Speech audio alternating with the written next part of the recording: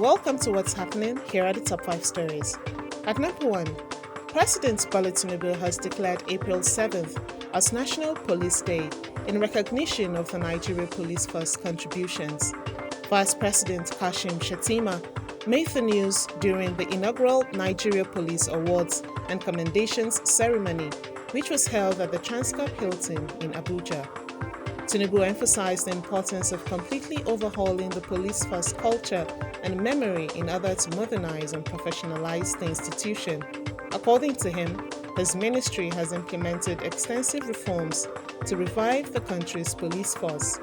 The president emphasized the importance of engaging force members in training and capacity building to provide them with the competence needed to carry out modern policing tasks. At number 2, the NSCDC in Ondo State has ordered its officers to be on red alert to prevent any incursion by Oodua Nation agitators. Commandant Oluyemi Ibiloye directed divisional officers and tactical teams to also watch out for other miscreants. Ibiloye, in a statement made available to newsmen by the command's spokesperson, Aida Menbo Daniel, said the Intelligence Department, Armed Squad, Counter-Terrorism Unit, Rapid Response Squad, and operations are to be on red alert to ensure that the security breach that took place in Oyo State does not happen in Ondo State. According to him, this has become imperative, especially now that various political parties are having their rallies in the state with mixed crowds in attendance. At number 3, the federal government has announced the allocation of 8,925 houses to deserving applicants nationwide under the National Housing Program. In a statement, the Permanent Secretary of the Ministry of Housing and Urban Development in Abuja, Dr. Marcus Ogumboyi, the first batch of the allocation process was concluded after a review of the conditions and procedures for sales of houses under the NHP. He said, out of a total of 8,925 applications received, 1,294 were for outright payment, 2,408 for mortgage, 2,184 for rent to own, and 3,039 were for installment payment modes.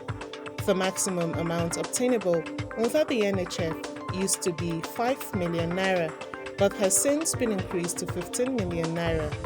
The borrowed capital is repayable over a maximum of 30 years at the rate of 6% interest.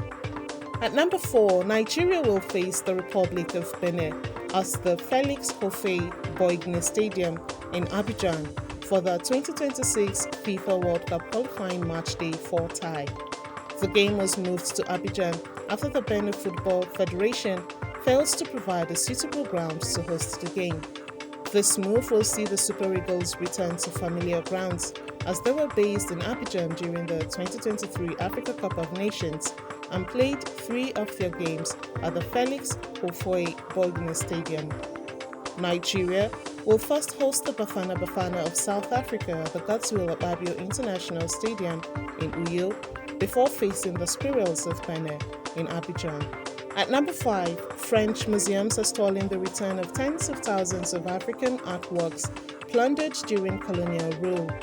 During a visit to Burkina Faso in 2017, French President Emmanuel Macron had pledged to return African heritage to Africa within 5 years, pushing other former colonial powers, including Belgium and Germany, to launch similar initiatives. Despite the pledges, efforts have stalled, with a bill authorizing the return of cultural artifacts postponed indefinitely due to right-wing resistance. French museums are nonetheless conducting extensive research on the origins of around 90,000 African objects, but the lack of clear historical records and sources poses challenges. Efforts to ease the cost burden and determine criteria for restitution continue, with loans and long-term retainers seen as alternatives to full restitution. In 2021, France repatriated 26 royal treasures its soldiers took from Benin during colonial rule. That's all for now. See you next time on What's Happening.